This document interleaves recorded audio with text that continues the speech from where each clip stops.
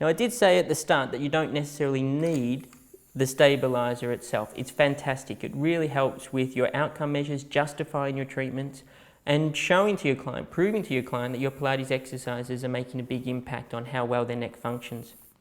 But if you don't have this, it just comes more down to your hands. So the first thing I do is, what is Tegan's full range of motion?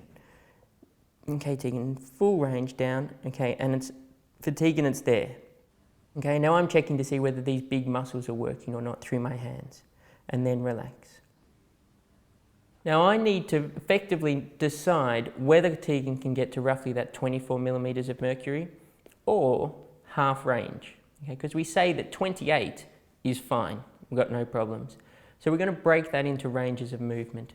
22 quarter range, 24 half range, 26 3/4, 28 full. For my Pilates exercises, I want my client to be able to do half range chin nod without these big exercises to be happy to take them on to our prone line swan dive based exercise. So we do exactly the same thing. And I'm going to place my hands over the sternocleidomastoid muscles and bring my little fingers right at the base of the occiput here, around that sort of OC1 area. So it's like a sort of trigger grip type position like this. Little fingers in right under the occiput, fingers up onto that sternocleidomastoid. And this allows me to just guide the head and neck a little bit more. So I'm feeling to make sure that these muscles don't work.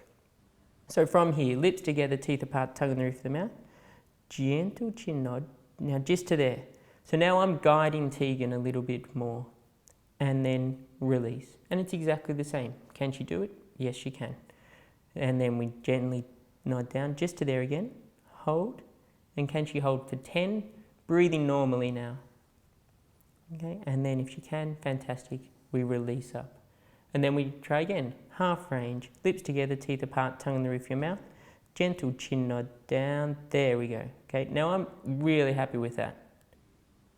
Keep breathing, check that we've got some endurance, and then we release. Okay, so that's the exact same test without using the stabilizer. And from a Pilates point of view, this can become a lot easier because we can do it quite quickly and move on to our exercises.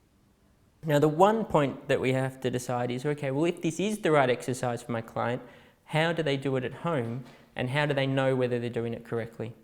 And it's fairly straightforward. You ask your client, you take your hand up to me here, and you're going to place your hand on the front of your neck on each side. So they're effectively now on sternocleidomastoid. Supporting the head and neck, we ask our client just once, lift your head up off the bed for me, lift up and down.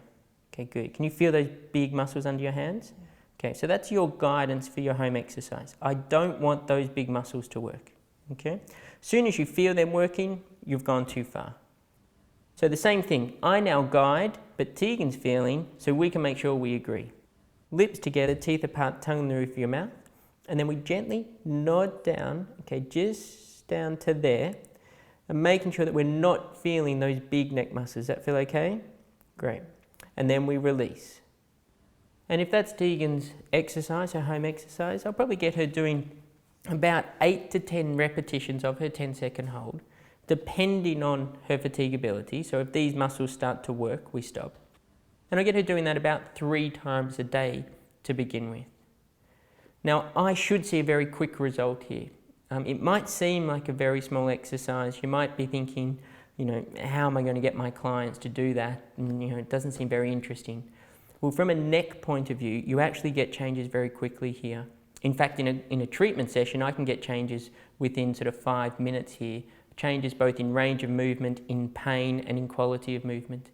So if you do try anything in relation to your neck rehab and your home exercise work, do give this a shot because you do get really, really good results, and it does have a major impact on your Pilates exercises, such as, for example, the swan dive movement, your breaststroke prep movements, those movements where we look a lot more at this upper quadrant and neck control.